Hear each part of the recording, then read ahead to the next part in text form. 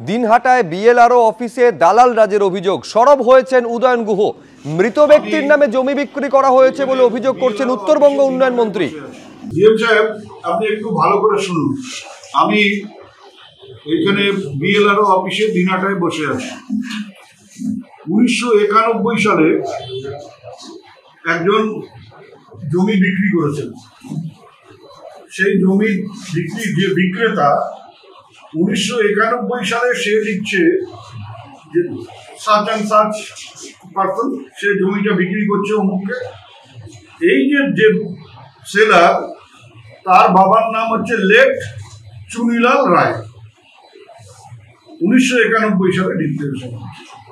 Recently সেই চুনিলাল রায় সেই জমিটা আরেকজন জয়দীপ ঘোষকে বিক্রি করছে এবং তার ছবি, লাইভ ছবি।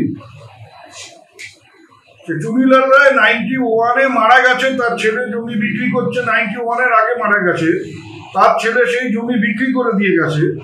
এইবার সেই চুনিলাল রায় আজকে 2025-এ জীবিত হয়ে সেই জমি দিনহাটার এক জয়দীপ ঘোষকে বিক্রি করে দিল।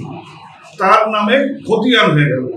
এত বড় মানে জালিয়াতি, এত বড় মানে এই যে মানুষ ঠকানোর হচ্ছে আপনার বিএলআরও অফিস এবং সাব রেজিস্ট্রার অফিস। এগুলো যদি একটু না দেখেন তাহলে তো সাধারণ মানুষ মরে যাবে। আপনি কুচবিহারে যে কে করেছেন ডিস্ট্রিক্ট সাব রেজিস্ট্রার, ওকে ডেকে পাঠান আপনার অফিসে। ডেকে পাঠিয়ে আপনি এটা জানতে চান যে এটা কি করে হলো। আমি এখানে এখন বিএলআরও অফিসে আছি, আমি সাব রেজিস্ট্রি অফিসেও যাব। আর বিএলআরওকে আপনি শোকজ করুন যে খতিয়ান কি করে হলো, এরা না দেখে কি করে খতিয়ান দিয়ে দিল। এটা লাইভ কেসে আমাদের একজন অফিসার করেছেন, আরও ম্যাডাম, এবং সেই কেসটা যেভাবে হয়েছে সেটা 25 সালের দলিলের ভিত্তিতে হয়েছে এবং দলিলে যে ছবি দেখা যাচ্ছে সেটা লাইভের ছবি তোলা হয় এডিএসআর অফিসে এবং সেই দলিলের ভিত্তিতেই করা হয়েছে। আরে দালালরা আছে, দালালরা কার ভিত্তিতে ওখানে আছে? ওরা যে দালাল, ওরা যে জমি বিক্রেতা বা ক্রেতা নয়, সেটা কি বিএলআরও বা তার অফিসাররা জানেন না? এর আগেও এই ধরনের একটা কেস আমি সাব রেজিস্ট্রি অফিসে এসে ধরেছিলাম। সেখানেও মৃত ব্যক্তিকে আইডেন্টিফাই করে দিয়েছিল আর এক মহরী, তাকে এনেও আমরা সেখানে হাজির করেছিলাম এবং পরবর্তীকালে সেই সমস্যাটাকে আমরা মেটাতে পেরেছিলাম। কিন্তু কটা লোক আমাদের মতো লোকের কাছে গিয়ে হাজির হচ্ছে, বা এই ধরনের নালিশ কত আমরা শুনব, বা কত কেসে আমরা হস্তক্ষেপ করতে পারবো? আমরা পারছি না বলে, আমরা সব সময় দিতে পারছি না বলে এই ধরনের ঘটনা ঘটছে। কিন্তু আমার মনে হয় এইসব ব্যাপারে আরও আমাদের সজাগ সতর্ক হতে হবে। মতুয়াগড়ে মুখ্যমন্ত্রী মমতা বন্দ্যোপাধ্যায় প্রথমে বনগাঁয় সমাবেশ করেন এবং তারপর চাঁদপাড়া থেকে মিছিল। সেই মিছিলের ছবি আপনারা দেখতে পাচ্ছেন। চাঁদপাড়া থেকে ঢাকুরিয়া হাই স্কুল পর্যন্ত মিছিলে হাঁটেন মুখ্যমন্ত্রী মমতা বন্দ্যোপাধ্যায়।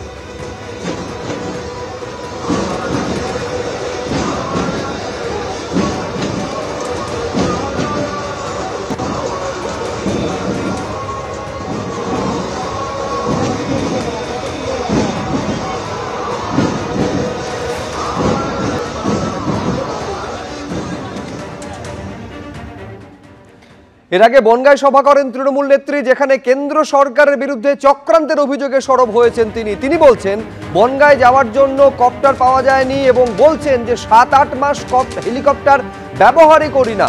একটা কপ্টারের জন্য সরকারের সঙ্গে চুক্তি আছে, কিন্তু হঠাৎ করে খবর এলো যে হেলিকপ্টার যাবে না। ভোটই এলো না, কিন্তু এখন থেকেই সংঘাত শুরু হয়ে গেল। কি বলেছেন মমতা বন্দ্যোপাধ্যায় দেখুন।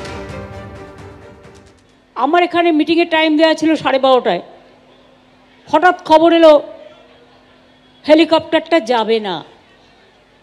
আমি দেখলাম দারুণ মজার খবর তো, ইলেকশনই শুরু হলো না, তার মধ্যে কনফ্রন্টেশন শুরু হয়ে গেল। কিন্তু ওরা বুঝলো না এটা আমার ভালো হলো। কেন ভালো হলো বলুন তো? কারণ আমি রাস্তায় আস্তে আস্তে আমার সাথে প্রচুর মানুষের দেখা হয়েছে। আমি বিজেপিকে বারবার বলি, ওরে আমার সাথে খেলতে যাস না, আমার সাথে খেলতে গেলে আমি যে খেলাটা খেলবো সেই খেলায় তোমরা আমাকে ধরতেও পারবে না, ছুটতেও পারবে না, নাগালও পাবে না।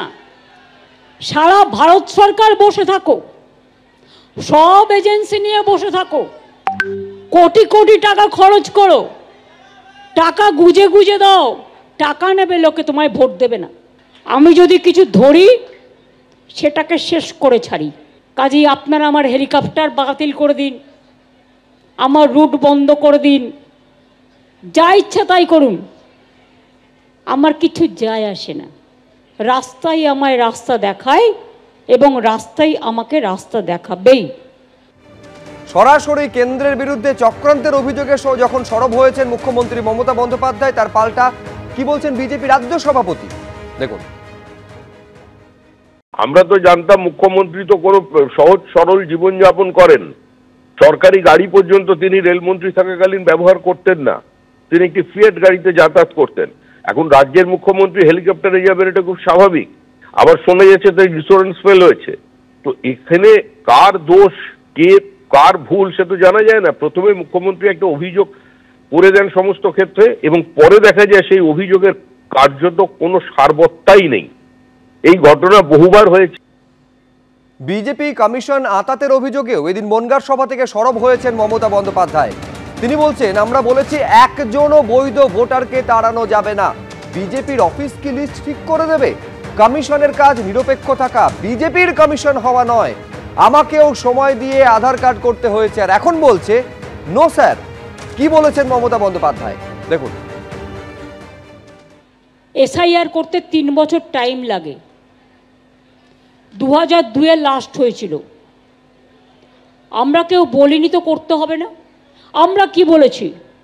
তুমি একটাও জেনুইন ভোটারের নাম বাদ দিতে পারবে না, যারা ভোট দিয়েছে, যারা বিভিন্ন স্কিমে টাকা পায়, যারা দীর্ঘদিন এখানে বসবাস করছেন, তাদের তাড়ানোর কোনো অধিকার তোমাদের নেই। বিজেপি অফিস থেকে লিস্ট ঠিক করে দেবে। গভর্নমেন্ট কে ঠিক করে? পাবলিক ভোট দিয়ে। এখন সিস্টেমটাই পাল্টে যাচ্ছে দেখছি।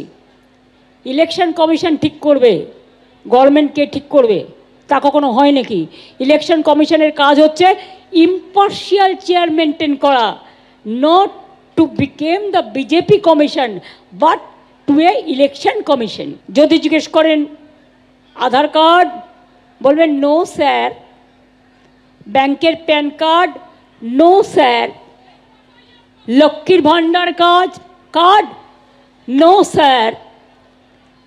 স্বাস্থ্যসাথীর card, no sir.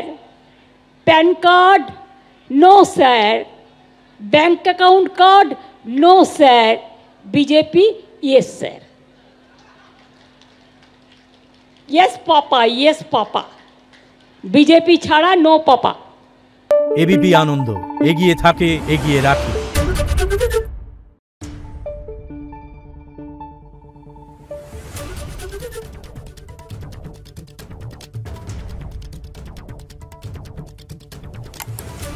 Thank you.